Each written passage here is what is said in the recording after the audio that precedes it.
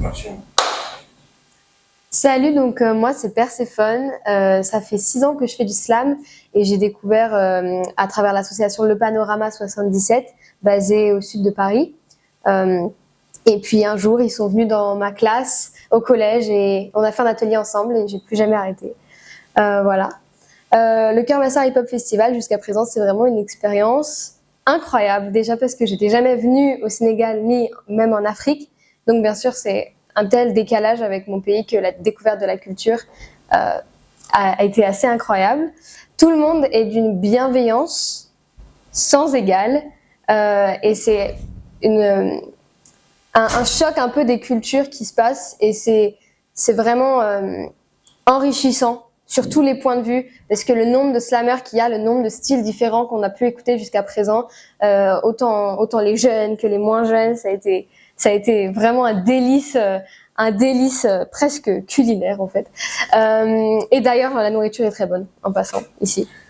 On a vraiment, entre le Québec, on est un peu dans des pays diamétralement opposés au niveau des situations géographiques. Donc se retrouver tous là, c'est vraiment un bonheur. En plus, on a vu on a des slammers beaucoup, mais on a des breakdancers, on a des gens qui font de la photo, on a des DJ, et du coup, c'est un peu aussi un choc des arts, de la danse, etc. Et on a pu écouter un peu ce que tout le monde fait.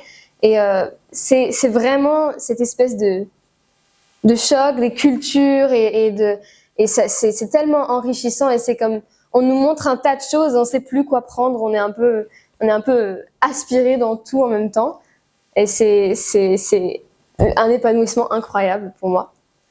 Moi donc j'ai pu animer 2 ateliers avec le collectif la troupe de théâtre Mama Africa. Le premier jour, j'étais juste là en soutien avec les collègues qui donnaient les ateliers. Et le deuxième jour, je me suis mise un peu à l'animation. Donc moi, j'étais sur un jeu d'échauffement avec eux, ce que je trouve super important à faire parce que ça permet de donner une bonne énergie. Et c'est aussi quelque chose qu'on fait au début d'une séance. Si jamais on a quelqu'un qui arrive dans l'atelier, la journée s'est pas bien passée, ou il a des pensées qui sont un peu brouillonnes, il est pas très bien, le jeu, ça permet de détendre l'atmosphère, de se mettre bien, de faire un truc fun ensemble pour qu'on se libère de toutes les mauvaises pensées un petit peu qui peuvent nous renfermer pour pouvoir après être vraiment efficace sur scène et surtout être sincère et à fond dans son texte. Donc moi j'ai fait un petit jeu avec eux, ça a bien pris, tout le monde s'est amusé, c'était vraiment cool. Plus profond que les racines de nos arbres généalogiques, plus ancien que la première levée du soleil à son zénith, plus cru que le prédateur qui plante ses canines dans la chair de sa proie, plus solide que les illusions qui ont su retenir nos voix, la femme noire se tient droite. Debout, invaincue et sereine. Parce qu'à la fin, quand il n'y aura plus rien, elle sera là. Elle en est certaine.